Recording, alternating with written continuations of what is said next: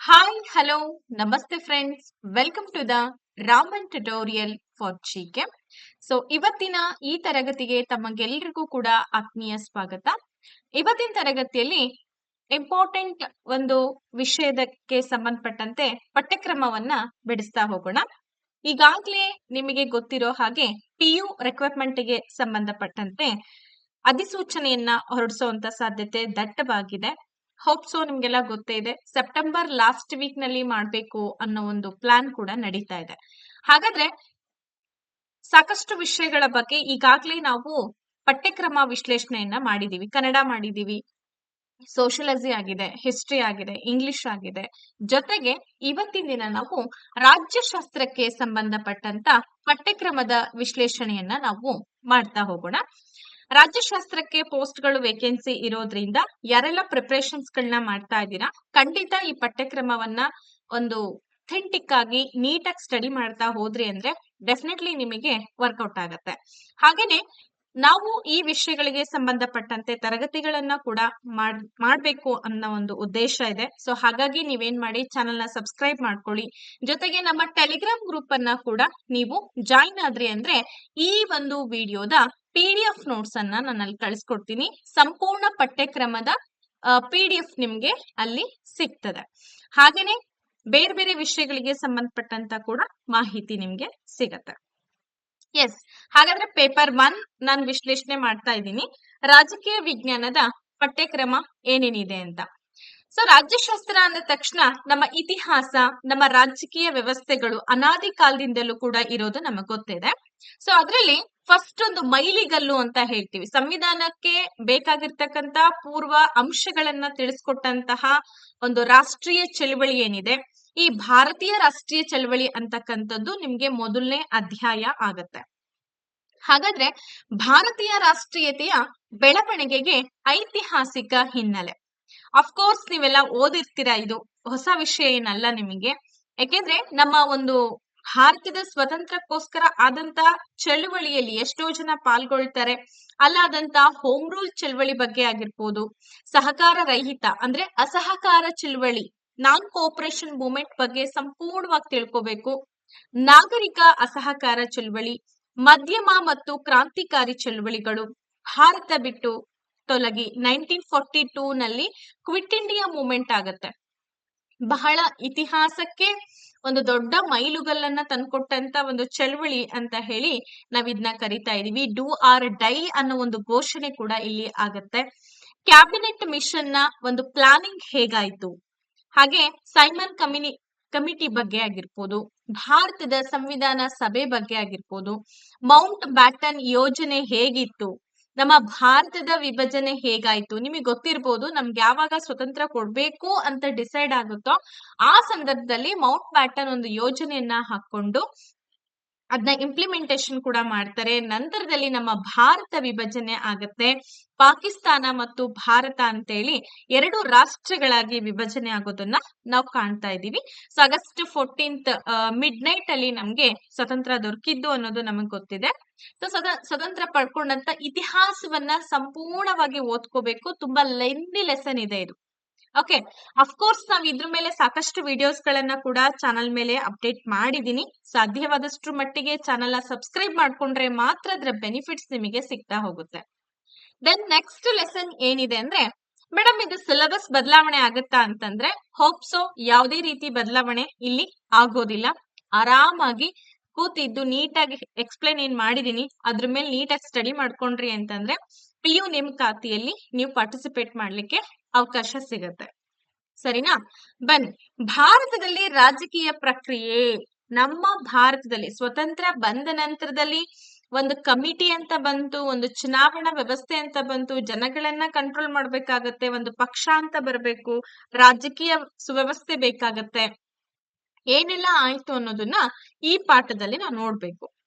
ಏನಿದೆ ಮೊದಲನೇ ಅಂಶ ಅಂತಂದ್ರೆ, ಭಾರತದಲ್ಲಿ ಪಕ್ಷದ ವ್ಯವಸ್ಥೆಯ ಸ್ವರೂಪ. ಈಗ ನಾವೆಲ್ಲ ಎಷ್ಟೊಂದು ಪಕ್ಷಗಳಿದೆ. ನಮ್ಗೆ ಸ್ವತಂತ್ರ ಪೂರ್ವಕ್ಕಿದ್ದಂತಹ ಈ ಕಾಂಗ್ರೆಸ್ ಪಕ್ಷ ನಿಮಗೆಲ್ಲ ಗೊತ್ತಿದೆ. ಸ್ವತಂತ್ರ ಪೂರ್ವಕ್ಕೆ ರಚನೆ ಆದಂತಹ ಒಂದು ಪಕ್ಷ ಅದು ಮುಂದುವರಿಯುತ್ತೆ. ಕಾಂಗ್ರೆಸ್ ಅಲ್ದಂಗೆನೆ ಬೇರೆ ಬೇರೆ ಪಕ್ಷಗಳು ಯಾವ ರೀತಿ ಹುಟ್ಕೊಂಡ್ವು, ಪ್ರಮುಖ ರಾಷ್ಟ್ರೀಯ ಮತ್ತು ಪ್ರಾದೇಶಿಕ ಪಕ್ಷಗಳ ಬಗ್ಗೆ ನೀವು ಓದ್ಕೊಳ್ಬೇಕು. ಜೊತೆಗೆ ರಾಜಕೀಯ ಭಾಗವಹಿಸುವಿಕೆ ಮತ್ತು ಸಜ್ಜುಗೊಳಿಸುವಿಕೆ ಅಂದ್ರೆ ಎಷ್ಟರ ಮಟ್ಟಿಗೆ ಅವು ಪಾಲ್ಗೊಳ್ತಾ ಹೋದ್ವು, ಎಷ್ಟೆಲ್ಲ ಪ್ರಿಪರೇಷನ್ಸ್ ಆಗ್ತಾ ಹೋಯ್ತು ಅನ್ನೋದ್ರ ಬಗ್ಗೆನೂ ಕೂಡ ನೀವಿಲ್ಲಿ ಓದ್ಕೋಬೇಕು. ದಿ ಮೇನ್ ಇಂಪಾರ್ಟೆಂಟ್, ಒಂದು ರಾಜಕೀಯ ವ್ಯವಸ್ಥೆ ಸುಭದ್ರವಾಗಿ ನಡಿಬೇಕು, ಒಂದು ದೇಶದ ಆರ್ಥಿಕ ವ್ಯವಸ್ಥೆ ಸುವ್ಯವಸ್ಥಿತವಾಗಿ ನಡಿಬೇಕು ಅಂದ್ರೆ ಅದಕ್ ಬೇಕಾಗಿರುವಂತದ್ದು ಚುನಾವಣಾ ಅಲ್ವಾ. ಸೊ ಎಲೆಕ್ಷನ್ಸ್ ನೋ ಒಬ್ಬ ಅಧಿಕಾರಿ ಇಲ್ಲ ಅಂತಂದ್ರೆ ಬಹಳ ಕಷ್ಟ ಆಗ್ತದೆ. ನಮ್ಮನ್ನ ಆಳ್ವಿಕೆ ಮಾಡ್ಲಿಕ್ಕೆ ಒಬ್ರು ಬೇಕಾಗ್ತಾರೆ, ಅವ್ರನ್ನ ಚೂಸ್ ಮಾಡ್ಲಿಕ್ಕೆ ಒಂದು ಆಯೋಗ ಅಂತ ಇರುತ್ತೆ.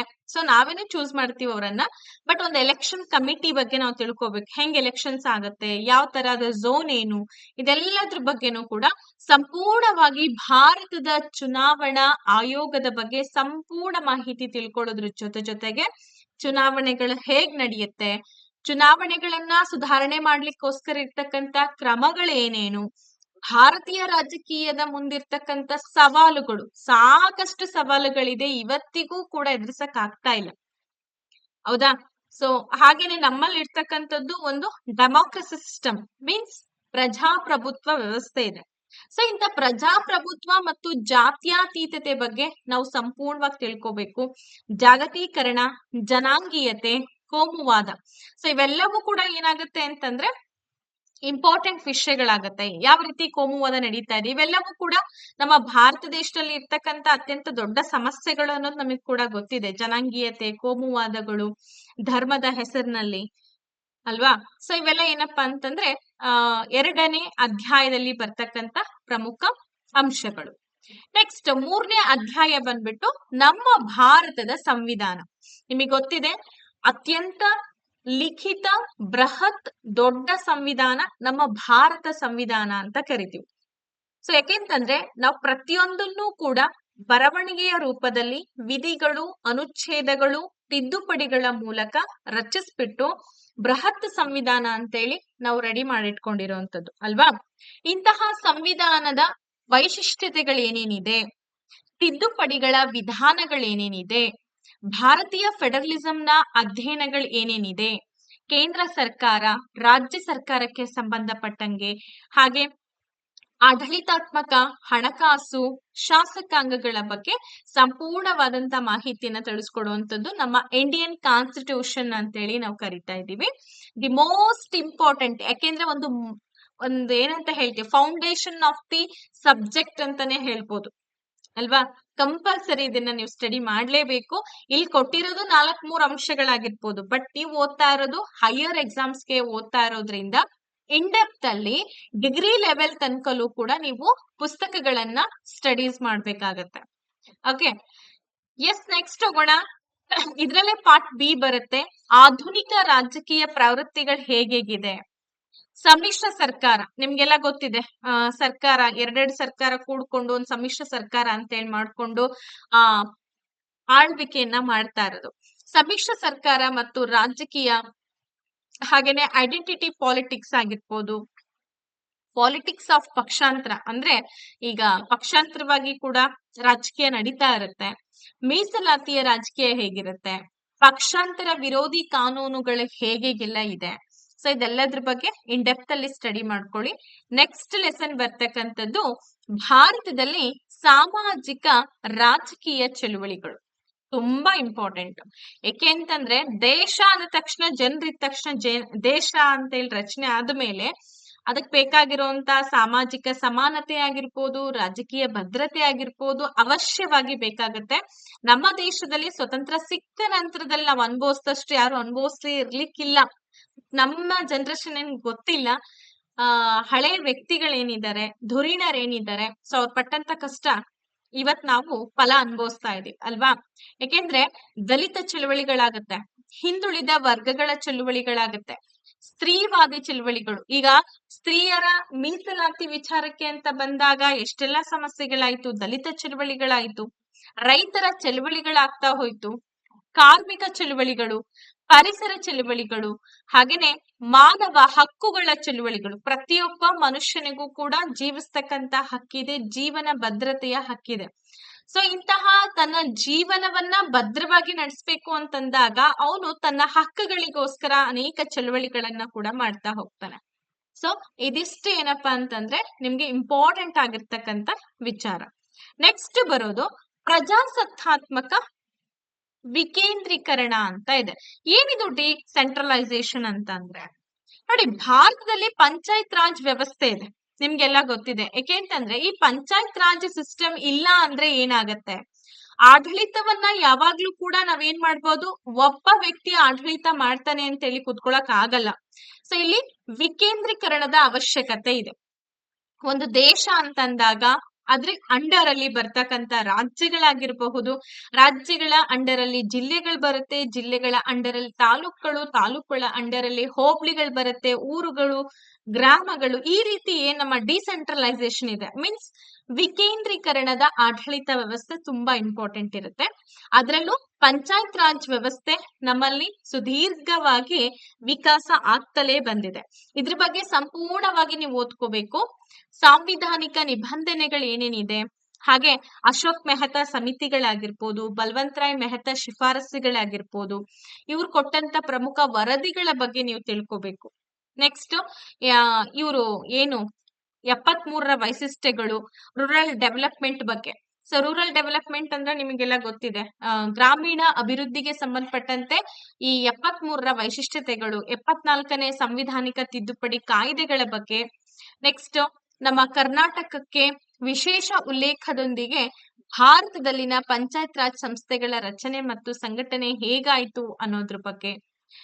ಅಷ್ಟೇ ಅಲ್ಲ, ಸಂಪನ್ಮೂಲಗಳು, ಆರ್ಥಿಕ ಸ್ವಾಯತ್ತತೆಯ ಸಮಸ್ಯೆಗಳು ಏನೇನಿತ್ತು, ಒಟ್ಟಾರೆಯಾಗಿ ನೀವಿಲ್ಲಿ ಪಂಚಾಯತ್ ರಾಜ್ ವ್ಯವಸ್ಥೆ ಬಗ್ಗೆ, ಪಂಚಾಯತ್ ಗಳ ಕಾರ್ಯನಿರ್ವಹಣೆ ಬಗ್ಗೆ, ಅಲ್ಲಿ ಕೊಡ್ತಕ್ಕಂತ ಮೀಸಲಾತಿಗಳ ಬಗ್ಗೆ, ನೇಮಕಾತಿಗಳ ಬಗ್ಗೆ, ರಿಸರ್ವೇಶನ್ಸ್ ಗಳ ಬಗ್ಗೆ, ಪ್ರಚುರಕ್ಕೆ ಪಡಿಸ್ತಕ್ಕಂತಹ ಅನೇಕ ಅಭಿವೃದ್ಧಿಗಳ ಬಗ್ಗೆ ತಿಳ್ಕೊಬೇಕಾಗತ್ತೆ.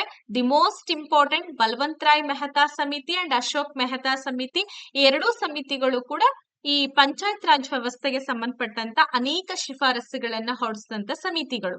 ಗೊತ್ತಾಯ್ತಲ್ವಾ? ನೀವೇನು ಅಲ್ಲಿ ಓದ್ಕೋಬೇಕು, ಏನು ಓದ್ಕೋಬಾರ್ದು ಅನ್ನೋದನ್ನ ಡೀಟೇಲ್ ಆಗಿ ನಾನು ನಿಮ್ಗೆ ತಿಳಿಸುವಂತ ಪ್ರಯತ್ನ ಮಾಡಿದೀನಿ. ದೆನ್ ನೆಕ್ಸ್ಟ್ ಬರೋಣ.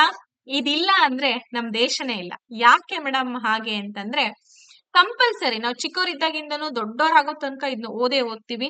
ಭಾರತದ ವಿದೇಶಾಂಗ ನೀತಿ ಅನಾದಿ ಕಾಲ ಅಂದ್ರೆ ಯಾವಾಗ ನಮ್ಮಲ್ಲಿ ನಾಗರಿಕತೆಗಳು ಶುರುವಾದಾಗಿಂದಲೂ ಕೂಡ ವಿದೇಶಾಂಗ ನೀತಿಯನ್ನ ನಾವು ಹೊಂದಿದೀವಿ. ಅದರಲ್ಲೂ ಕೂಡ ವಿದೇಶಿ ವ್ಯಾಪಾರ ಮಾಡ್ಬೇಕು ಅಂತಂದ್ರೆ ಬೇರೆ ದೇಶಗಳ ಜೊತೆಗೆ, ಬೇರೆ ಕಂಟ್ರಿಗಳ ಜೊತೆಗೆ ಉತ್ತಮ ಸಹಸಂಬಂಧ ಹೊಂದಬೇಕು ಅನ್ನೋ ಉದ್ದೇಶಕ್ಕೋಸ್ಕರ ಅನೇಕ ಒಪ್ಪಂದಗಳನ್ನ ಕೂಡ ನಾವು ಮಾಡ್ಕೊಂಡಿದೀವಿ.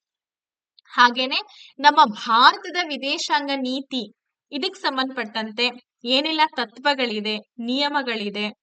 ಸೊ ನೋಡಿ, ಅನೇಕ ಒಪ್ಪಂದಗಳು ಕೂಡ ಅಲ್ವಾ. ನ್ಯಾಮ್ ಒಪ್ಪಂದ ಇದೆ, ಸಾರ್ಕ್ ಒಪ್ಪಂದ ಇದೆ, ಏಷ್ಯನ್ ಬ್ರಿಕ್ಸ್ ಒಪ್ಪಂದ ಇದೆ, ಅಪ್ರೋ ಏಷ್ಯನ್, ಹಾಗೆ ನಿರಸ್ತ್ರೀಕರಣ ಒಪ್ಪಂದ, ಮತ್ತೆ ನಮ್ಮ ನೆರೆಹೊರೆಯ ಒಂದು ದೇಶಗಳ ಜೊತೆಗೆ ಯಾವ ರೀತಿಯಾಗಿ ಇರ್ಬೇಕು, ಆಮೇಲೆ ಸಹೋದರತ್ವ ಭಾವನೆ, ಸಹಬಾಳ್ವೆ, ವಿಶ್ವದ ಶಾಂತಿಯನ್ನ ಕಾಪಾಡ್ಲಿಕ್ಕೋಸ್ಕರ ಆಗಿನ ಕಾಲದಲ್ಲೇ ಜವಾಹರ್ಲಾಲ್ ನೆಹರೂರವರ ಕಾಲದಲ್ಲೇ ನಾವು ನಮ್ಮ ಭಾರತ ಮತ್ತು ಚೀನಾ ರಾಷ್ಟ್ರಗಳ ನಡುವೆ ಪಂಚಶೀಲ ತತ್ವವನ್ನ ಒಪ್ಪಂದ ಮಾಡ್ಕೊಂಡಿದ್ವಿ. ಸೊ ಅದು ಅಷ್ಟ್ರ ಮಟ್ಟಿಗೆ ಎಫೆಕ್ಟ್ ಆಗ್ತಾ ಇಲ್ಲ ಅಂತ ಅನ್ಕೊಂಡಿದೆ, ಯಾಕೆಂದ್ರೆ ಅವ್ರು ಅವಾಗವಾಗ ದಾಳಿ ಮಾಡ್ತಾನೆ ಇರ್ತಾರೆ. ಸೊ ಆತರ ಬೇರೆ ಬೇರೆ ದೇಶಗಳೊಂದಿಗೂ ಕೂಡ ನಾವು ವಿದೇಶಾಂಗ ನೀತಿಯನ್ನ ಅನುಕರಣೆ ಮಾಡ್ತಾ ಇದೀವಿ. ಹಾಗೆ ಪ್ರಮುಖ ಶಕ್ತಿ ರಾಷ್ಟ್ರಗಳು ಅಂತ ಏನ್ ಕರಿತೀವಿ ನೋಡಿ, USA ಆಗಿರ್ಬೋದು, ಯುನೈಟೆಡ್ ಕಿಂಗ್ಡಮ್ ಆಗಿರ್ಬೋದು, USSR ಅಂದ್ರೆ ರಷ್ಯಾ ಕಂಟ್ರಿ ಆಗಿರ್ಬೋದು. ಸೊ ಇವೆಲ್ಲವೂ ಕೂಡ ಪ್ರಮುಖ ತುಂಬಾ ಸ್ಟ್ರಾಂಗ್ ಬಿಲ್ಡ್ ಆಗಿರ್ತಕ್ಕಂತ ಕಂಟ್ರೀಸ್, ಒಂದು ಒಕ್ಕೂಟಗಳಲ್ವಾ. ಸೊ ಈ ಒಂದು ದೇಶಗಳ ಜೊತೆಗೆ ಉತ್ತಮ ಸಹಸಂಬಂಧವನ್ನ ನಾವು ಹೊಂದಿದ್ದೇ ಆದಲ್ಲಿ ನಮಗ್ ಬೇಕಾಗಿರ್ತಕ್ಕಂತ ಶಸ್ತ್ರಾಸ್ತ್ರಗಳ ಒಂದು ಪೂರೈಕೆ ಆಗಿರ್ಬೋದು, ಯುದ್ಧಕ್ಕೆ ಬೇಕಾಗಿರ್ತಕ್ಕಂತ ಪರಿಕರಗಳನ್ನ ನಾವು ಈ ದೇಶಗಳಿಂದ ಪಡ್ಕೊಳ್ಬಹುದು. ಅಷ್ಟೇನಾ ಮೇಡಮ್ ಅಂತ ಅಲ್ಲ, ಬೇರೆ ಬೇರೆ ವ್ಯಾಪಾರ ಸಂಪರ್ಕನೂ ಕೂಡ ಇರ್ತದೆ ಅಲ್ವಾ, ನಿಮಗೆ ಗೊತ್ತಿರುತ್ತೆ. ನೆಕ್ಸ್ಟ್ ಪಾಕಿಸ್ತಾನ್, ಶ್ರೀಲಂಕಾ, ನೇಪಾಳ್, ಭೂತಾನ್ ಮತ್ತೆ ಅಫ್ಘಾನಿಸ್ತಾನ್, ಇವು ತುಂಬಾ ಪ್ರಮುಖ ರಾಷ್ಟ್ರಗಳು. ಯಾಕೆ ಅಂತಂದ್ರೆ ನಮ್ಮ ಭಾರತದ ಸುತ್ತುವರೆದಿರ್ತಕ್ಕಂತ ನೆರೆಹೊರೆ ರಾಷ್ಟ್ರಗಳು. ಇವುಗಳ ಜೊತೆನೂ ಕೂಡ ಸಂಬಂಧ ಓಕೆ ಚೆನ್ನಾಗಿದೆ, ಪರವಾಗಿಲ್ಲ. ಶ್ರೀಲಂಕಾ ಪ್ರಾಬ್ಲಮ್ ಇಲ್ಲ, ಸೊ ನೇಪಾಳ ಅವಾಗವಾಗ ಒಂದಷ್ಟು ಪ್ರಾಬ್ಲಮ್ ಕ್ರಿಯೇಟ್ ಮಾಡ್ತಾ ಇರುತ್ತೆ. ಬಟ್ ಪರವಾಗಿಲ್ಲ, ಪಾಕಿಸ್ತಾನ ಅಂತೂ ಯಾವಾಗ್ಲೂ ಪ್ರಾಬ್ಲಮ್ಸ್ಗಳ ಸುರಿಮಳೆ ಆಗ್ತಾ ಇರುತ್ತೆ. ಈ ತರ ಒಂದು ದೇಶ ಅಂತ ಬಂದಾಗ ಸಮಸ್ಯೆಗಳು ಕೂಡ ಇದ್ದೇ ಇರುತ್ತೆ. ಅದ್ರಲ್ಲೂ ಕೂಡ ನಾವು ವಿದೇಶಾಂಗ ನೀತಿ ಅಳವಡಿಸ್ಕೊಳ್ಳೋದು ತುಂಬಾ ಇಂಪಾರ್ಟೆಂಟ್. ಇಲ್ಲಿವರೆಗೂ ಕೂಡ ದೇಶ ನೋಡಿದ್ವಿ, ದೇಶದ ವಿದೇಶಾಂಗ ನೀತಿ ನೋಡ್ಕೊಂಡ್ವಿ. ನೆಕ್ಸ್ಟ್ ನಮ್ಮ ಕರ್ನಾಟಕದ ಅಭಿವೃದ್ಧಿ ಬಗ್ಗೆ ನಾವು ತಿಳ್ಕೋಬೇಕು. ಯಾಕೆಂದ್ರೆ ಕರ್ನಾಟಕ ಒಂದು ಅತ್ಯಂತ ಹೆಚ್ಚಿನ ಸಂಪನ್ಮೂಲ ಹೊಂದಿರತಕ್ಕಂತ ರಾಜ್ಯ ಅಂತ ಹೇಳ್ತೀವಿ. ಯಾಕೆಂದ್ರೆ ಪಶ್ಚಿಮ ಘಟ್ಟಗಳ ಸಾಲು, ನೀರಿನ ಪೂರೈಕೆ ಆಗಿರ್ಬೋದು, ಆಮೇಲೆ ಸಾಕ್ಷರತೆ ಪ್ರಮಾಣ ಆಗಿರ್ಬೋದು, ಮಾನವ ಸಂಪನ್ಮೂಲ ಆಗಿರ್ಬೋದು, ಇದರಲ್ಲಿ ಯಥೇಚ್ಛವಾದಂತ ಸಂಪತ್ತಿದೆ. ಹಾಗಾಗಿ ನಮ್ಮ ಕರ್ನಾಟಕದಲ್ಲಿ ಏನೆಲ್ಲ ಅಭಿವೃದ್ಧಿ ಮಾಡ್ಬೇಕು ಅಂತ ಪ್ಲಾನ್ ಮಾಡಿದ್ದಾರೆ. ನೋಡಿ, ಸಾಮಾಜಿಕವಾಗಿ ಸಾಂಸ್ಕೃತಿಕ ಪರಿಸರ ಆಗಿರ್ಬೋದು, ಹಾಗೆ ಕರ್ನಾಟಕದ ಒಂದು ಭೌಗೋಳಿಕ ಹಿನ್ನೆಲೆ, ಸೊ ಇದೆಲ್ಲದ್ರ ಬಗ್ಗೆನೂ ಕೂಡ ನೀವು ಸ್ಟಡೀಸ್ ಮಾಡ್ಬೇಕಾಗತ್ತೆ. ಸಾಮಾಜಿಕ ಶ್ರೇಣೀಕರಣ ಹೇಗಿದೆ, ಜಾತಿ, ಧರ್ಮ, ವರ್ಗಗಳನ್ನ ಹೇಗೆಲ್ಲ ಶ್ರೇಣೀಕರಣ ಮಾಡಿದ್ದಾರೆ, ಮತ್ತೆ ಲಿಂಗ, ಜನಸಂಖ್ಯಾ ಶಾಸ್ತ್ರ ಮತ್ತು ಭಾಷೆ, ಒಟ್ಟಾರೆಯಾಗಿ ನಮ್ಮ ಕರ್ನಾಟಕದ ಸಂಪೂರ್ಣ ಮಾಹಿತಿಯನ್ನ ನೀವು ಈ ಅಧ್ಯಯನದಲ್ಲಿ ತಿಳ್ಕೋಬೇಕು. ಸಾಮಾಜಿಕ ವ್ಯವಸ್ಥೆ ಆಗಿರ್ಬೋದು, ಸಾಂಸ್ಕೃತಿಕ ಪರಿಸರ ಆಗಿರ್ಬೋದು, ಜಾತಿ, ಧರ್ಮ, ವರ್ಗಗಳ ಶ್ರೇಣೀಕರಣದ ಬಗ್ಗೆ ಆಗಿರ್ಬೋದು, ಜನಸಂಖ್ಯಾ ಶಾಸ್ತ್ರದ ಬಗ್ಗೆ ಆಗಿರ್ಬೋದು, ಇಲ್ಲಿನ ಭಾಷೆಯ ಸ್ವರೂಪ ಆಗಿರಬಹುದು. ಅದಲ್ದಂಗೆನೆ ನಮ್ಮ ಕರ್ನಾಟಕ ಅಂತ ಹೆಸರು ಪಡ್ಕೊಳ್ಳೋದಕ್ಕೆ ಎಷ್ಟೆಲ್ಲಾ ಚಳವಳಿ ಆಯ್ತು. ಹಾಗೇನೆ ನಮ್ಮ ಕರ್ನಾಟಕದ ರಾಜಕೀಯ ಇತಿಹಾಸದ ಬಗ್ಗೆ 100% ನೀವು ತಿಳ್ಕೊಳ್ಳೇಬೇಕಾಗತ್ತೆ. ಈ ನಮ್ಮ ಕರ್ನಾಟಕಕ್ಕೆ ಕರ್ನಾಟಕ ಅಂತ ಹೆಸರು ಬರೋದಕ್ಕೆ ಎಷ್ಟೆಲ್ಲಾ ಚಳವಳಿಗಳಾಯ್ತು. ಸೊ ಕರ್ನಾಟಕದ ಏಕೀಕರಣ ಚಳುವಳಿಗಳು, ನಂತರ ನೋಡಿ, ಏಕೀಕರಣ ಚಳುವಳಿ ನಂತರದಲ್ಲಿ ಸಾಕಷ್ಟು ಸವಾಲುಗಳು ಬಂತು. ಬೆಳವಣಿಗೆಗಳಿಗೆ ಬೇಕಾದಂತಹ ಒಂದು ಪ್ರಾಬ್ಲಮ್ಸ್ ಗಳು ಕೂಡ ಕ್ರಿಯೇಟ್ ಆಗ್ತಾ ಹೋಯ್ತು. ಅಷ್ಟೆಲ್ಲ ಇವತ್ತಿಗೂ ಕೂಡ ನಾವು ಗಡಿ ವಿವಾದಗಳು ಇದೆ, ಜಲ ವಿವಾದಗಳು ಕೂಡ ಇದೆ. ನಿಮಗೆ ಗೊತ್ತಿದೆ, ತಮಿಳ್ನಾಡು ಮತ್ತೆ ಕರ್ನಾಟಕದ ನಡುವೆ ಕಾವೇರಿ ವಿವಾದ ನಡೀತಾನೆ ಇರುತ್ತೆ. ಗೋವಾ ಮತ್ತೆ ಕರ್ನಾಟಕದ ನಡುವೆನೂ ಕೂಡ ನಡೀತಾನೆ ಇದೆ. ಇವೆಲ್ಲವೂ ಕೂಡ ಏನಪ್ಪಾ ಅಂತಂದ್ರೆ ಜಲ ವಿವಾದ. ಹಾಗೆ ಈ ಮಹಾರಾಷ್ಟ್ರ ಮತ್ತೆ ನಮ್ ಕರ್ನಾಟಕದ ನಡುವೆ ಗಡಿ ವಿವಾದಗಳು ಕೂಡ ನಡೆಯುತ್ತೆ. ನಿಮ್ಗೆ ಅದು ಗೊತ್ತೇ ಇದೆ. ಸೊ ಈ ತರ ಇಶ್ಯೂಸ್ ಗಳನ್ನೆಲ್ಲ ನೀವು ಕಂಪ್ಲೀಟ್ ಆಗಿ ಓದ್ಕೋಬೇಕು. ಜೊತೆಗೆ ಭಾಷಾ ನೀತಿ ಆಗಿರ್ಬೋದು, ರಾಜಕೀಯ ವ್ಯವಸ್ಥೆ ಬಗ್ಗೆನೂ ಕೂಡ ಸಮಸ್ಯೆಗಳನ್ನ ಫೇಸ್ ಮಾಡ್ತಾ ಇದೀವಿ. ಸೊ ಇದೆಷ್ಟು ಏನಪ್ಪಾ ಅಂತಂದ್ರೆ ಪೇಪರ್ 1 ಗೆ ಸಂಬಂಧಪಟ್ಟಂತ ಸಂಪೂರ್ಣ ಸಿಲೆಬಸ್ ಅನ್ನ ನಾನು ಎಕ್ಸ್ಪ್ಲೇನ್ ಮಾಡಿದೀನಿ. ಎಷ್ಟು ಸಿಂಪಲ್ ಆಗಿದೆ ವಿಷಯಗಳು ಅಂತಂದ್ರೆ ನಾವ್ ಇದನ್ನ ಓದೇ ಇಲ್ಲ, ಟಚ್ ಮಾಡೇ ಇಲ್ಲ ಅಂತ ಹೇಳಲಿಕ್ಕೆ ಸಾಧ್ಯನೇ ಇಲ್ಲ. ಡೆಫಿನೆಟ್ಲಿ ಓದಿರ್ತೀರಾ. ಇದರ ಕಿರು ಪರಿಚಯ ನಿಮಗೆ 100% ಇರುತ್ತೆ. ಇದನ್ನ ಒಂದಷ್ಟು ಡೆಪ್ತ್ ಅಲ್ಲಿ ಓದ್ಕೊಂಡ್ಬಿಟ್ರೆ ನೋ ಇಶ್ಯೂಸ್, ಬಹಳ ಸಿಂಪಲ್ ಆಗಿ ನೀವು ಓದ್ಕೊಂಡ್ಬಿಡ್ಬೋದು. Then let's move second paper. Second paper ಅಲ್ಲಿ ಒಂದಷ್ಟು ನಿಮಗೆ ಮಾಹಿತಿಗಳೆಲ್ಲ ಬರ್ತಾ ಹೋಗುತ್ತೆ. ನೀವು ಓದಿಲ್ಲ ಅಂತ ಅನ್ನೋ ಹಾಗಿಲ್ಲ. ಇಲ್ಲ ಡಿಗ್ರಿನಲ್ಲಿ ಓದ್ಕೊಂಡಿರ್ತೀರಾ, PU ನಲ್ಲಿ ಓದ್ಕೊಂಡಿರ್ತೀರಾ, ಅಫ್ಕೋರ್ಸ್ ನಿಮ್ಗೆ ಇದ್ರ ಬಗ್ಗೆ ಗೊತ್ತಿರುತ್ತೆ. ಬನ್ನಿ ರಾಜಕೀಯ ಸಿದ್ಧಾಂತದ ಬಗ್ಗೆ ಹೋಗೋಣ. ಸೊ ಮೊದಲನೇ ಅಧ್ಯಾಯ ಪೇಪರ್ 2 ನಲ್ಲಿ ನಿಮ್ಗೆ ರಾಜಕೀಯ ಸಿದ್ಧಾಂತ. ಸೊ ರಾಜಕೀಯ ಸಿದ್ಧಾಂತದ ವ್ಯಾಪ್ತಿ, ಅರ್ಥ, ಪ್ರಾಮುಖ್ಯತೆ, ರಾಜಕೀಯ ಸಿದ್ಧಾಂತದ ವಿಧಾನಗಳ ಬಗ್ಗೆ ತಿಳ್ಕೊಳ್ಳೋದ್ರ ಜೊತೆಗೆ ಸಮಕಾಲೀನ ವಿಧಾನಗಳು ಅಂತ ಒಂದು ಟಾಪಿಕ್ ಬರುತ್ತೆ. ಸೊ ಅದರಲ್ಲಿ ನಡವಳಿಕೆ ಬಗ್ಗೆ, ವರ್ತನೆಗಳ ಬಗ್ಗೆ, ಹಾಗೆ ಡೇವಿಡ್ ಈಸ್ಟನ್ ರವರ ರಾಜಕೀಯ ವ್ಯವಸ್ಥೆಗಳ ಬಗ್ಗೆ ತಿಳ್ಕೊಬೇಕು. ನೆಕ್ಸ್ಟ್ ಬರುವಂತದ್ದು ರಾಜಕೀಯ ಸಿದ್ಧಾಂತಗಳು. ನೀವು ರಾಜ್ಯಶಾಸ್ತ್ರ ಓದಿದಿರಲ್ವಾ? ಸೊ ರಾಜ್ಯಶಾಸ್ತ್ರದಲ್ಲಿ ರಾಜಕೀಯ ಸಿದ್ಧಾಂತಗಳು ಬರುತ್ತೆ. ಅಲ್ಲಿ ಮಾರ್ಕ್ಸ್ ವಾದ ಆಗಿರ್ಬೋದು, ಉದಾರವಾದ ಸಂಪೂರ್ಣ ಮಾಹಿತಿ ಆಗಿರ್ಬೋದು, ಅದರ ತತ್ವ ಏನಿದೆ, ಅದರ ಅರ್ಥ ಏನಿದೆ ಅನ್ನೋದ್ರ ತಿಳ್ಕೊಳ್ಳೋದ್ರ ಜೊತೆಗೆ ರಾಜಕೀಯದ ಪ್ರಮುಖ ಪರಿಕಲ್ಪನೆಗಳನ್ನ ಕೂಡ ನೀವು ತಿಳ್ಕೋಬೇಕು. ನೆಕ್ಸ್ಟ್ ಬರೋದಾದ್ರೆ ನೆಕ್ಸ್ಟ್ ಪಾಯಿಂಟ್ ಅಥವಾ ನೆಕ್ಸ್ಟ್ ಲೆಸನ್ ಏನಿದೆ ಅಂದ್ರೆ ರಾಜಕೀಯ ಚಿಂತಕರು. ಬಹಳ ಫೇಮಸ್. 100% ಈ ಚಾಪ್ಟರ್ ಮೇಲೆ ಮ್ಯಾಕ್ಸಿಮಮ್ ಕ್ವಶನ್ಸ್ ಗಳನ್ನ ನಿಮಗೆ ಕೇಳ್ತಾರೆ. ಇನ್ನ ನೋಡಿ, ನಿಮ್ಗೆ ಗೊತ್ತಿರ್ಬೋದು, ಮನು ಈತ ಅತ್ಯಂತ ಶ್ರೇಷ್ಠ ರಾಜಕೀಯ ಚಿಂತಕ ಅಂತ ಕರಿತೀವಿ. ಯಾಕೆಂದ್ರೆ ರಾಜ್ಯಶಾಸ್ತ್ರದಲ್ಲಿ ಯಾವುದೇ ಒಂದು ವ್ಯಾಖ್ಯಾನ ನೋಡಿ, ಸರ್ಕಾರದ ರಚನೆ, ಆಡಳಿತಾತ್ಮಕ ಸುಧಾರಣೆ ಬಗ್ಗೆ ಕೊಟ್ಟಿರ್ತಕ್ಕಂಥ ವ್ಯಾಖ್ಯಾನಗಳು ಈತಂದು ಜಾಸ್ತಿ ಇರುತ್ತೆ.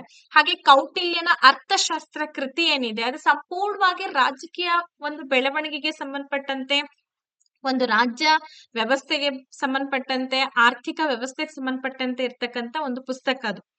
ಕೌಟಿಲ್ಯನ ಅರ್ಥಶಾಸ್ತ್ರದಲ್ಲಿ ಹೇಳಿರೋ ರಾಜಕೀಯ ಬೆಳವಣಿಗೆ ಆಗಿರ್ಬೋದು, ಪ್ಲೇಟೋರವರ ಗ್ರಂಥ, ಅರಿಸ್ಟಾಟಲ್ ಅವರು ಕೂಡ ಇವರು ರಾಜಕೀಯ ಚಿಂತಕರು, ಮೆಕ್ಯಾವೆಲಿ, ಹಾಗೆ ರೋಸೋ ಅವರು, ಟಿ.ಎಚ್. ಹಸ್ರೋ, ಹಾಗೆ ಜೆ.ಎಸ್. ಮಿಲ್ ಅವರು, ಕಾರ್ಲ್ ಮಾರ್ಕ್ಸ್ ಸಮಾಜವಾದ ತತ್ವ, ಏಂಜಲ್ಸ್, ಲೆನಿನ್ ಅವರ ಚಿಂತನೆ, ಮಾವೋ ಅವರ ಚಿಂತನೆ, ಗಾಂಧಿ ಅವ್ರದ್ದು, ಅಂಬೇಡ್ಕರ್ ಅವ್ರದ್ದು, ಜಯಪ್ರಕಾಶ್ ನಾರಾಯಣ್ ಸರ್, ಹಾಗೆ ಎಂ.ಎನ್. ರಾಯ್, ರಾಜಾರಾಮ್ ಮೋಹನ್ ರಾಯ್. ಸೊ ಇವರೆಲ್ಲರನ್ನ ನಾವು ರಾಜಕೀಯ ಚಿಂತಕರು ಅಂತ ಹೇಳಿ ಹೇಳ್ತೀವಿ. ಜಸ್ಟ್ ಇಲ್ಲಿ ಹೆಸರಷ್ಟೇ ಕೊಟ್ಟಿದ್ದಾರೆ, ಆದ್ರೆ ನೀವೇನ್ ಮಾಡ್ಬೇಕು, ಇವರ ಪರಿಕಲ್ಪನೆಗಳು, ರಾಜಕೀಯ ಪರಿಕಲ್ಪನೆಗಳು, ಇವರು ಸುಧಾರಣೆ ಮಾಡಿರ್ತಕ್ಕಂತ ಪುಸ್ತಕಗಳನ್ನ ಸಂಪೂರ್ಣವಾಗಿ ನೀವು ಓದ್ಕೊಳ್ಬೇಕಾಗತ್ತೆ. ಅಂದ್ರೆ ಡಿಗ್ರಿ ಪುಸ್ತಕಗಳನ್ನೆಲ್ಲ ನೀವು ಸ್ಟಡೀಸ್ ಮಾಡಿದ್ರೆ ಇವ್ರ ಬಗ್ಗೆ ಕಂಪ್ಲೀಟ್ ಗೊತ್ತಾಗತ್ತೆ ಅಲ್ವಾ. ನೆಕ್ಸ್ಟ್ ಮೂರನೇ ಒಂದು ಅಧ್ಯಾಯ ಬಂದು ಸಂಶೋಧನಾ ವಿಧಾನ ಅಂತ ಇದೆ. ಏನಿದು ಸಂಶೋಧನಾ ವಿಧಾನ ಅಂತಂದ್ರೆ ರಾಜ್ಯಶಾಸ್ತ್ರದಲ್ಲಿ ಸಂಶೋಧನಾ ವಿಧಾನ. ಆಳವಾಗಿ ನೀವೇನು ಓದ್ಕೊಂಡಿದೀರಾ ಅಲ್ಲಿನೂ ಏನ್ ತಿಳ್ಕೋಬೇಕು, ಕಂಪ್ಲೀಟ್ಲಿ ಅಪ್ಲಿಕೇಶನ್ ಲೆವೆಲ್ ಕ್ವಶನ್ಸ್ ಇರುತ್ತೆ ಇಲ್ಲಿ. ಸೊ ಹೇಗೆ ಅಂತಂದ್ರೆ ಈ ಸಂಶೋಧನೆ ಅಂದ್ರೆ ಏನು, ಸಂಶೋಧನೆ ಅವಶ್ಯಕತೆ ಏನಿದೆ, ಅದರ ಅರ್ಥ ಏನಿದೆ, ಸಂಶೋಧನೆಯ ಪ್ರಕಾರಗಳು ಏನೇನಿದೆ, ಅದರ ವಿನ್ಯಾಸ, ಸಾಹಿತ್ಯ ವಿಮರ್ಶನೆ ಆಗಿರ್ಬೋದು, ಮಾಹಿತಿ ತಂತ್ರಜ್ಞಾನವನ್ನ ನಾವ್ ಯಾವ ರೀತಿ ಇದ್ರಲ್ಲಿ ಅಳವಡಿಕೆ ಮಾಡ್ಕೊಳ್ತಾ ಇದೀವಿ, ಇದು ಒಂದ್ ರೀತಿ ನಾವೇನಂತ ಹೇಳ್ಬೋದು, ರಾಜ್ಯಶಾಸ್ತ್ರಕ್ಕೆ ಸಂಬಂಧಪಟ್ಟಂತ ಅದರ ಹುಡುಕಾಟ ಅಂತಾನೆ ಹೇಳ್ಬೋದು ಅಲ್ವಾ. ಸೊ ಹಂಗಾಗಿ ಈ ಒಂದು ಚಾಪ್ಟರ್ ತುಂಬಾ ಇಂಪಾರ್ಟೆಂಟ್ ಆಗುತ್ತೆ. ಕಂಪ್ಲೀಟ್ಲಿ ಅಪ್ಲಿಕೇಶನ್ ಲೆವೆಲ್ ಅಲ್ಲಿ ಕ್ವಶನ್ಸ್ ಗಳನ್ನ ಇಲ್ಲಿ ರೈಸ್ ಮಾಡ್ತಾರೆ. ಇದು ಮೂರನೇ ಲೆಸನ್. ಹಾಗೇನೆ ಇನ್ನೊಂದಷ್ಟು ಮಾಹಿತಿಗಳು ಕೂಡ ಇದೆ ಇಲ್ಲಿ. ಸೂತ್ರೀಕರಣ ಆಗಿರ್ಬೋದು, ಅದರ ಗುಣಲಕ್ಷಣಗಳು, ಆಮೇಲೆ ಡಾಟಾ ಸಂಗ್ರಹಣೆ ತಂತ್ರಗಳು ಹೇಗಿರುತ್ತೆ. ಈಗ ಮಾಹಿತಿ ತಂತ್ರಜ್ಞಾನ ಅಳವಡಿಕೆ ಮಾಡ್ಕೊಂಡ ನಂತರದಲ್ಲಿ ಅದ್ರಲ್ಲಿ ಬರ್ತಕ್ಕಂಥ ಡಾಟಾ ಸಂಗ್ರಹಣೆ ತಂತ್ರಗಳು, ಅದರ ಪ್ರಕಾರಗಳಾಗಿರ್ಬೋದು, ಆಮೇಲೆ ಈ ಡಾಟಾವನ್ನ ಹೇಗ್ ಸಂಗ್ರಹಣೆ ಮಾಡ್ಬೇಕು, ಅದರ ವಿಧಾನದ ಆಯ್ಕೆ ಹೇಗಿದೆ, ಸಮೀಕ್ಷಾ ವಿಧಾನವನ್ನ ಬಳಸುವಂತದ್ದು, ಆಮೇಲೆ ಕಂಪ್ಯೂಟರ್ ಅಪ್ಲಿಕೇಶನ್ ಸಹಾಯದಿಂದ ನಾವು ಡೇಟಾ ವಿಶ್ಲೇಷಣೆ ಹೇಗ್ ಮಾಡ್ತೀವಿ, ಅದನ್ನ ಹೇಗ್ ಸಂಸ್ಕರಣೆ ಮಾಡ್ತೀವಿ, ಆ ಸಂಸ್ಕರಣೆ ಮಾಡಿದ ತಕ್ಷಣ ಅದ್ರ ಮೇಲೆ ನಾವು ಸಂಶೋಧನಾ ವರದಿ ಹೇಗಿರುತ್ತೆ. ಸೊ ಇದೆಲ್ಲ ಹೇಗಿರುತ್ತಪ್ಪ ಅಂತಂದ್ರೆ ಸ್ವಲ್ಪ PhD ಮಾಡಿದವರಿಗೆ ಒಂದ್ ಸ್ವಲ್ಪ ಈಸಿ ಆಗುತ್ತೆ ಅಂತ ಅನ್ಕೊಳ್ತೀವಿ. ಯಾಕೆಂದ್ರೆ ಈ ವಿಷಯದ ಬಗ್ಗೆ ಆಳವಾಗಿ ಅವರು ಸ್ಟಡಿ ಮಾಡಿರ್ತಾರೆ, ಹಾಗಾಗಿ ಸಂಶೋಧನೆ ಮಾಡಿರ್ತಾರೆ. ಸೊ ಹಂಗಾಗಿ ಅವ್ರಿಗೆ ಸ್ವಲ್ಪ ಈಸಿ ಆಗುತ್ತೆ. ಬಟ್ ಮೇಡಮ್ ನಮಗ್ ಟಫ್ ಆಗುತ್ತಾ? ನಿಮಗ್ ಟಫ್ ಆಗಲ್ಲ, ಸ್ಟಡಿ ಮಾಡ್ರಿ. ಸ್ಟಡಿ ಮಾಡಿದ್ರೆ ಯಾವ್ದು ಟಫ್ ಇಲ್ಲ ಅಲ್ಲ. ಓಕೆ, ಇದಿಷ್ಟು ಕಂಪ್ಲೀಟ್ ಆಗಿ ಸಂಶೋಧನಾ ವಿಧಾನಕ್ಕೆ ಸಂಬಂಧಪಟ್ಟಂತ ಒಂದು ಮಾಹಿತಿ. ನೆಕ್ಸ್ಟ್ ಬರ್ತಕ್ಕಂತ ಅಧ್ಯಾಯ ಸಿಂಪಲ್ ಆಗಿ ಒಂದ್ ಎರಡೇ ಪಾಯಿಂಟ್ ಕೊಟ್ಟಿದ್ದಾರೆ, ಬಟ್ ತುಂಬಾ ಇಂಪಾರ್ಟೆಂಟ್. ರಾಜಕೀಯ ವ್ಯವಸ್ಥೆಗಳು ಅಂದ್ರೆ ಇವತ್ತಿನ ದಿನ ನಾವು ಸಿಮಿಲಾರಿಟಿ ಸ್ಟಡೀಸ್ ಅನ್ನ ಮಾಡ್ಬೇಕಾಗತ್ತೆ. ಹೆಂಗೆ ಅದು? USA, UK ಮತ್ತು ಸ್ವಿಟ್ಜರ್ಲೆಂಡ್ಗೆ ಸಂಬಂಧಪಟ್ಟಂತೆ ಭಾರತೀಯ ರಾಜಕೀಯ ವ್ಯವಸ್ಥೆಯ ತುಲನಾತ್ಮಕ ಅಧ್ಯಯನ. ತುಲನಾತ್ಮಕ ಅಧ್ಯಯನ ಅಂತಂದ್ರೆ ಸಿಮಿಲಾರಿಟಿ, ಹೋಲಿಕಾತ್ಮಕ ಅಧ್ಯಯನ ಅಂತ ಕರಿತೀವಿ. ಇವತ್ತಿನ ದಿನ ಯುನೈಟೆಡ್ ಸ್ಟೇಟ್ಸ್ ಆಫ್ ಅಮೆರಿಕಾದಲ್ಲಿ ಒಂದು ರಾಜಕೀಯ ವ್ಯವಸ್ಥೆ ಹೇಗಿದೆ, ಸ್ವಿಟ್ಜರ್ಲೆಂಡ್ ಅಲ್ಲಿ ಹೇಗಿದೆ, ಅವ್ರು ಯಾವ ರೀತಿ ತಂತ್ರಗಳನ್ನ, ರಾಜಕೀಯ ತಂತ್ರಗಳನ್ನ ಬಳಕೆ ಮಾಡ್ಕೊಂಡಿದ್ದಾರೆ, ಯುನೈಟೆಡ್ ಕಿಂಗ್ಡಮ್ ನಲ್ಲಿ ವ್ಯವಸ್ಥೆ ಹೇಗಿದೆ, ಆಡಳಿತಾತ್ಮಕ ಸುಧಾರಣೆಗಳು ಏನೇನಿದೆ, ಇದೆಲ್ಲವನ್ನ ನಮ್ಮ ಒಂದು ದೇಶದ ರಾಜಕೀಯ ವ್ಯವಸ್ಥೆಗೆ ಸಂಬಂಧಪಟ್ಟಂತೆ ತುಲನಾತ್ಮಕವಾದಂತ ಅಧ್ಯಯನ ಮಾಡ್ಬೇಕಾಗತ್ತೆ. ಹೌದು, ಯಾವುದೇ ಒಂದು ವಿಷಯವನ್ನ ಮತ್ತೊಂದು ವಿಷಯದ ಜೊತೆಗೆ ಸಹ ಸಂಬಂಧೀಕರಿಸಿ ನಾವು ಸ್ಟಡೀಸ್ ಮಾಡ್ತೀವಲ್ಲ, ಅದೇ ತರನೇ ಒಂದು ರಾಜಕೀಯ ವ್ಯವಸ್ಥೆಯನ್ನ ಇನ್ನೊಂದು ದೇಶದ ರಾಜಕೀಯ ವ್ಯವಸ್ಥೆ ಜೊತೆಗೆ ಹೋಲಿಕಾತ್ಮಕವಾಗಿ ಅಧ್ಯಯನ ಮಾಡಿದಾಗ ಏನ್ ಸುಧಾರಣೆಗಳಾಗ್ಬೇಕು, ಏನು ಸಂಶೋಧನೆಗಳಾಗ್ಬೇಕು ಅನ್ನೋದು ನಮ್ಗೆ ಕ್ಲಾರಿಟಿ ಸಿಗ್ತಾ ಹೋಗುತ್ತೆ. ಸೊ ದಟ್ ಇದು ನಾವು ಮಾಡ್ಬೇಕಾಗಿರ್ತಕ್ಕಂತ ಇಂಪಾರ್ಟೆಂಟ್ ಅಧ್ಯಾಯ, ಓದ್ಲೇಬೇಕು. ನೆಕ್ಸ್ಟ್ ಬರ್ತಕ್ಕಂತ ಅಧ್ಯಾಯ ಯಾವುದು ಅಂದ್ರೆ ರಾಜಕೀಯ ಸಮಾಜಶಾಸ್ತ್ರ. ಇದೇನಿದು ಹೀಗಿದೆ ಅಂದ್ರೆ, ಹೌದು, ನಮ್ಮ ಭಾರತದಲ್ಲಿ ಇರ್ತಕ್ಕಂತ ರಾಜಕೀಯ ವ್ಯವಸ್ಥೆಗೆ ಸಂಬಂಧಪಟ್ಟಂತ ಸಮಾಜಶಾಸ್ತ್ರದ ಪರಿಕಲ್ಪನೆಗಳು ಹೇಗಿದೆ, ಅಧಿಕಾರ ಹೇಗಿದೆ, ಅಧಿಕಾರ ಮತ್ತು ಪ್ರಭಾವ ಹೇಗಿದೆ, ಅದರ ಅರ್ಥ, ಅದರ ಒಂದು ವ್ಯಾಪ್ತಿ ಆಗಿರ್ಬೋದು, ಅದರ ವಿಧಾನಗಳಾಗಿರ್ಬೋದು, ಅದಕ್ಕೆ ಸಂಬಂಧಪಟ್ಟಂತ ಸಮಾಜಶಾಸ್ತ್ರಜ್ಞರಿದ್ದಾರೆ, ನಿಮ್ಗೆಲ್ಲ ಗೊತ್ತಿದೆ. ಮ್ಯಾಕ್ಸ್ ವೆಬರ್ ಇದ್ದಾರೆ, ರಾಬರ್ಟ್ ಎ ಡಾಲ್ ಇದ್ದಾರೆ, ಲಿಪ್ಸೆಟ್ ಮತ್ತು ನಿಕೋಲಸ್ ಪೌಲ್ಟರ್ಸ್ ಇದ್ದಾರೆ. ಸೊ ಇವರೆಲ್ಲರೂ ತಮ್ಮದೇ ಆದಂತ ದೃಷ್ಟಿಕೋನದಲ್ಲಿ ಸಮಾಜಶಾಸ್ತ್ರವನ್ನ ರಾಜಕೀಯವಾಗಿ ನಮಗೆ ತಿಳಿಸ್ಕೊಡುವಂತ ಪ್ರಯತ್ನ ಮಾಡಿದ್ದಾರೆ. ಹಾಗೆ ಸಾಮಾಜಿಕವಾಗಿ ಹೇಗೆಲ್ಲ ಬದಲಾವಣೆ ಆಗ್ತಾ ಇದೆ ತುಂಬಾ ಇಂಪಾರ್ಟೆಂಟ್ ಇದು. ಸಾಮಾಜಿಕ ಸ್ತರ ವಿನ್ಯಾಸ ಅಂತಲೂ ಕೂಡ ಇದನ್ನ ಕರಿತೀವಿ. ಸಾಮಾಜಿಕವಾಗಿ ಆಗ್ತಕ್ಕಂತ ಬದಲಾವಣೆ ಏನ್ ಆಗ್ತಾ ಇದೆ ಇವತ್ತು ಸಮಾಜದಲ್ಲಿ. ರಾಜಕೀಯವಾಗಿ ಕೂಡ ನಾವು ಪಾಶ್ಚಾತ್ಯೀಕರಣವನ್ನ ಯೂಸ್ ಮಾಡ್ತಾ ಇದೀವಿ. ಅಂದ್ರೆ ಈಗ ಬೇರೆ ಬೇರೆ ದೇಶದಿಂದ ನಾವು ಕೆಲವೊಂದು ಎರವಲನ್ನ ಪಡ್ಕೊಂಡಿದೀವಿ. ಕೆಲವೊಂದು ರಾಜಕೀಯ ತಂತ್ರಗಳನ್ನ ನಾವು ಅಳವಡಿಕೆ ಮಾಡ್ಕೊಳ್ತಾ ಇದೀವಿ. ಇದನ್ನೇ ನಾವು ಪಾಶ್ಚಾತ್ಯೀಕರಣ ಅಂತ ಕರೆಯೋದು. ಓಕೆ. ಜಾತಿ, ವರ್ಗ, ಧರ್ಮ, ಲಿಂಗದ ಅರ್ಥ ಹಾಗೆ ಅದರ ಮಹತ್ವವನ್ನ ನಾವು ಸ್ಟಡೀಸ್ ಅನ್ನ ಮಾಡ್ಬೇಕಾಗುತ್ತೆ. ಹಾಗೆ ಸೆಕ್ಯುಲರೈಸೇಷನ್ ಅಂತ ಕರಿತೀವಿ. ಇನ್ನ ಸಂಸ್ಕೃತೀಕರಣ, ರಾಜಕೀಯ ಭಾಗವಹಿಸುವಿಕೆ ಮತ್ತು ಸಜ್ಜುಗೊಳಿಸುವಿಕೆ ಬಗ್ಗೆ ತಿಳ್ಕೋಬೇಕು. ಸರಿನಾ? ಅರ್ಥ ಆಯ್ತಾ ನಿಮಗೆಲ್ಲ? ನೆಕ್ಸ್ಟ್ ಸಾರ್ವಜನಿಕ ಆಡಳಿತ, ಪಬ್ಲಿಕ್ ಅಡ್ಮಿನಿಸ್ಟ್ರೇಷನ್ ಅಂತ ಕರಿತೀವಿ. ಸೊ ಏನಿದು ಪಬ್ಲಿಕ್ ಅಡ್ಮಿನಿಸ್ಟ್ರೇಷನ್? ತುಂಬಾ ಇಂಪಾರ್ಟೆಂಟ್, ಈಕ್ವಲ್ ಟು ರಾಜಕೀಯ ವಿಜ್ಞಾನ ಅಲ್ವಾ? ಸೊ ಸಾರ್ವಜನಿಕ ಆಡಳಿತ ಅಂದ್ರೆ ಏನು, ಅದರ ವಿಕಸನ ಹೇಗಾಯ್ತು, ಸೊ ಯಾವಾಗಿಂದ ಶುರುವಾಯ್ತು, ಹಾಗೆ ಅದರ ಸಾಂವಿಧಾನಿಕವಾದಂತ ಅಧ್ಯಯನ ಹೇಗಿದೆ, ಆರ್ಥಿಕ ಆಡಳಿತ, ಬಜೆಟ್ ಕಾರ್ಯಕ್ಷಮತೆ ಹೇಗಿರುತ್ತೆ, ಸೊ ಆಡಳಿತದಲ್ಲಿರ್ತಕ್ಕಂತ ಪ್ರಮುಖ ಸಮಸ್ಯೆಗಳೇನು, ಮತ್ತೆ ಇಲ್ಲಿ ಬರ್ತಕ್ಕಂತ ಅನೇಕ ಸಾಮಾನ್ಯವಾದಿಗಳಿದ್ದಾರೆ, ತಜ್ಞರು ಕೊಟ್ಟಿರ್ತಕ್ಕಂತ ವಿವಾದಗಳಿದೆ, ಶಾಸಕಾಂಗದ ಬಗ್ಗೆ, ಕಾರ್ಯಾಂಗದ ಬಗ್ಗೆ, ನ್ಯಾಯಾಂಗ ನಿಯಂತ್ರಣದ ಬಗ್ಗೆ, ಇದೆಲ್ಲದ್ರ ಬಗ್ಗೆ ಅಧ್ಯಯನ ಮಾಡೋದೇ ಸಾರ್ವಜನಿಕ ಆಡಳಿತ, ಪಬ್ಲಿಕ್ ಅಡ್ಮಿನಿಸ್ಟ್ರೇಷನ್ ಅಂತ ಹೇಳಿ ಕರಿತಾ ಇದೀವಿ. ಇದ್ರಲ್ಲಿ ಸಾಕಷ್ಟು ವಿಷಯ ಒಳಗೊಳ್ಳುತ್ತೆ. ಅದನ್ನ ಅಧ್ಯಯನ ಮಾಡೋದ್ರ ಜೊತೆಗೆ ಈಗೆಲ್ಲ ನಿಮಗೆ ಗೊತ್ತಿದೆ, ಸಾರ್ವಜನಿಕ ಆಡಳಿತ ಅಂದ ತಕ್ಷಣ ನಾವ್ ಇದ್ರಲ್ಲಿ ಇಷ್ಟೇ ಓದಲ್ಲ, ಬದ್ಲಿಗೆ ಈಗೆಲ್ಲ ಭ್ರಷ್ಟಾಚಾರ ಆಗಿರಬಹುದು, ಈ ಭ್ರಷ್ಟಾಚಾರವನ್ನ ಹೇಗೆಲ್ಲ ನಿಯಂತ್ರಣ ಮಾಡಬೇಕು, ಅದಕ್ಕೆ ಸಂಬಂಧಪಟ್ಟಂತ ಸಾಕಷ್ಟು ಏಜೆನ್ಸಿಗಳು ಕೂಡ ಇದೆ. ಫಾರ್ ಎಕ್ಸಾಂಪಲ್ ಲೋಕಪಾಲ್, ಇದು ನೋಡಿ ಲೋಕಾಯುಕ್ತ, ಮತ್ತೆ ಕೇಂದ್ರ ಜಾಗೃತ ಆಯೋಗ, ಆಮೇಲೆ ಆಡಳಿತಾತ್ಮಕ ಸುಧಾರಣೆಗಳು. ಲೋಕಪಾಲ್ ಅಂದ್ರೇನು, ಲೋಕಾಯುಕ್ತ ಅಂದ್ರೇನು, ಕೇಂದ್ರ ಜಾಗೃತ ಆಯೋಗ ಅಂದ್ರೇನು, ಅಲ್ಲಿ ಯಾವ ರೀತಿಯ ಆಡಳಿತಾತ್ಮಕ ಸುಧಾರಣೆಗಳು ಆಗ್ತಾ ಇದೆ ಅನ್ನೋದನ್ನ ತಿಳ್ಕೊಬೇಕು.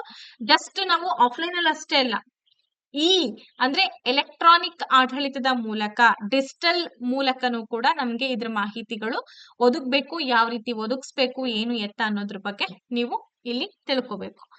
ನೆಕ್ಸ್ಟ್ ಬರ್ತಕ್ಕಂತ ಒಂದು ಪಾಯಿಂಟ್ ಏನು ಇಲ್ಲ, ಇಷ್ಟೇ ಅಧ್ಯಾಯಗಳು ನಿಮ್ಗೆ ಸಿಲೆಬಸ್ ನಲ್ಲಿ ಇರ್ತಕ್ಕಂಥದ್ದು. ಹೇಳೋದಕ್ ಮಾತ್ರ ಇಷ್ಟು, ಬಟ್ ಓದೋದು ಸಿಕ್ಕಾಪಟ್ಟೆ ಇರುತ್ತೆ. ಇವಾಗ್ಲಿಂದಲೇ ನಿಮ್ಮ ಸ್ಟಡೀಸ್ ಅನ್ನ ಆರಂಭ ಮಾಡಿ. ನಾನು ಮೊದಲೇ ಹೇಳಿದ ರೀತಿ ಈ ಒಂದು PDF ಅನ್ನ ನಾನು ನಮ್ಮ ಟೆಲಿಗ್ರಾಮ್ ಗ್ರೂಪ್ ನಲ್ಲಿ ಶೇರ್ ಮಾಡ್ತೀವಿ. ಸೊ ಟೆಲಿಗ್ರಾಮ್ ಗ್ರೂಪ್ ಲಿಂಕ್ ಎಲ್ಲಿ ಸಿಗುತ್ತೆ ಮೇಡಮ್ ಅಂತಂದ್ರೆ, ಈ ವಿಡಿಯೋ ಡಿಸ್ಕ್ರಿಪ್ಷನ್ ಬಾಕ್ಸ್ ನಲ್ಲಿ ನಿಮ್ಗೆ ಟೆಲಿಗ್ರಾಮ್ ಗ್ರೂಪ್ ಲಿಂಕ್ಗಳು ಹಾಗೆ ವಾಟ್ಸಪ್ ಚಾನೆಲ್ ಗ್ರೂಪ್ ಲಿಂಕ್ ಕೂಡ ಸಿಗ್ತದೆ, ನೀವು ಜಾಯ್ನ್ ಆಗ್ಬೋದು. ಹಾಗೆ ನಮ್ಮ Raman tutorial for GK channel ನ ಆದಷ್ಟು ಬೇಗ ಸಬ್ಸ್ಕ್ರೈಬ್ ಮಾಡ್ಕೊಳ್ಳಿ. ಯಾಕೆಂದ್ರೆ ಸಿಂಪಲ್ ಆಗಿರ್ತಕ್ಕಂಥ ವಿಚಾರಗಳಿದೆ, ಸಾಕಷ್ಟು ನಾವು ಇದನ್ನ ತಿಳಿಸ್ಕೊಡುವಂತ ಪ್ರಯತ್ನ ನಾವು ಮಾಡ್ತಾ ಹೋಗ್ತೀವಿ. ಸೊ ಡೆಫಿನೆಟ್ಲಿ ನೀವೊಂದು ಹೋಪ್ ಇಟ್ಕೊಳ್ಬಹುದು. ಹಾಗಾಗಿ ಚಾನೆಲ್ ನ ಇನ್ನೂ ಕೂಡ ಸಬ್ಸ್ಕ್ರೈಬ್ ಮಾಡ್ಕೊಂಡಿಲ್ಲ ಅಂದ್ರೆ ಫಟಾಫಟ್ ಸಬ್ಸ್ಕ್ರೈಬ್ ಮಾಡ್ಕೊಂಡು ನಿಮ್ಮ ಅನಿಸಿಕೆ ಅಭಿಪ್ರಾಯಗಳನ್ನ ಕಾಮೆಂಟ್ ಅಲ್ಲಿ ತಿಳಿಸುವಂತ ಪ್ರಯತ್ನ ಮಾಡಿ. ಮತ್ತೆ ಮುಂದಿನ ತರಗತಿಯಲ್ಲಿ ಭೇಟಿಯಾಗೋಣ. ಧನ್ಯವಾದಗಳು. Take care. ಬೈ.